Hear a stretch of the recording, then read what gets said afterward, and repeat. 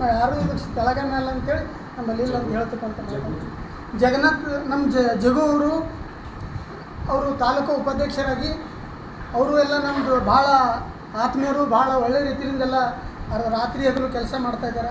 ಎಲ್ಲರೂ ಒಂದೇ ಆಗಿ ಕೆಲಸ ಮಾಡಿ ನಾವು ಮಂಜಿಲ್ ಮುಟ್ತಕ್ಕಂಥ ಕೆಲಸ ಮಾಡಿ ಜನರಿಗೆ ನ್ಯಾಯ ಸಿಗ್ತಕ್ಕಂಥ ಕೆಲಸ ಮಾಡೋವರಿಗೆ ನಾವು ಹಿಂದಕ್ಕೆ ಜರಗಲ್ಲ ಅಂಥೇಳಿ ಧನ್ಯವಾದಗಳು. ರಕ್ಷಣಾ ವೇದಿಕೆ ಸ್ವಾಭಿಮಾನಿ ಸೇನೆ ನಮ್ಮ ರಾಜ್ಯದ ಅಧ್ಯಕ್ಷರಾದಂಥ ಲಿಂಗರಾಜಗೌಡರ ನೇತೃತ್ವದಲ್ಲಿ, ಅದೇ ರೀತಿ ಬೀದರ್ ಜಿಲ್ಲೆಯ ಜಿಲ್ಲಾಧ್ಯಕ್ಷರಾದಂಥ ಸಂತೋಷ್ ಸೇರಿಕಾರ್ ಅವರ ಈ ಒಂದು ಹುಮ್ನಾಬಾದ್ ತಾಲೂಕದಲ್ಲಿ ಇವತ್ತಿನ ದಿವಸ ಭಾಳ ಉತ್ಸವದಿಂದ ನಾವು ಕರ್ನಾಟಕ ರಕ್ಷಣಾ ವೇದಿಕೆಯ ಎಲ್ಲ ಪದಾಧಿಕಾರಿಗಳನ್ನು ಇವಾಗಲೇ ನೇಮಕ ಮಾಡಿದೆ.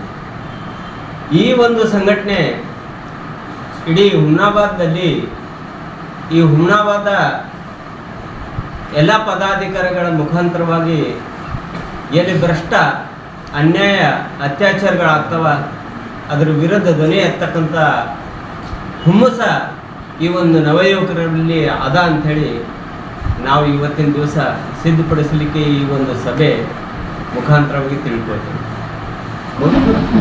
ಕರ್ನಾಟಕ ರಕ್ಷಣಾ ವೇದಿಕೆ ಸ್ವಾಭಿಮಾನಿ ಸೇನೆ ಜಿಲ್ಲಾ ಸಮಿತಿ ಬೀದರ್ ವತಿಯಿಂದ ಹಾಗೂ ನಮ್ಮ ನೆಚ್ಚಿನ ರಾಜ್ಯಾಧ್ಯಕ್ಷರಾದ ಶ್ರೀಯುತ ಲಿಂಗರಾಜಗೌಡರ ಮಾರ್ಗದರ್ಶನದಲ್ಲಿ ಇಂದು ನಾವು ಹುಮ್ನಾಬಾದ್ ತಾಲೂಕು ಘಟಕದ ಒಂದು ಆಯ್ಕೆ ಕಾರ್ಯಕ್ರಮ ಹಮ್ಮಿಕೊಂಡಿದ್ದು, ನೂರಾರು ಸಂಖ್ಯೆಯಲ್ಲಿ ಹುಮ್ನಾಬಾದ್ ಪದಾಧಿಕಾರಿಗಳು ಬಂದು ಈ ಕಾರ್ಯಕ್ರಮವನ್ನು ಯಶಸ್ವಿಗೊಳಿಸಿದ್ದಾರೆ. ಅವರಿಗೆ ನನ್ನ ತುಂಬ ಹೃದಯದ ಧನ್ಯವಾದಗಳನ್ನು ತಿಳಿಸುತ್ತೇನೆ. ಅದೇ ರೀತಿಯಾಗಿ ಆಯ್ಕೆಗೊಂಡಿರ್ತಕ್ಕಂಥ ಎಲ್ಲ ಪದಾಧಿಕಾರಿಗಳು 140 ಹುಮ್ನಾಬಾದ್ ತಾಲೂಕಿನಲ್ಲಿ 140 ಹಳ್ಳಿಗಳು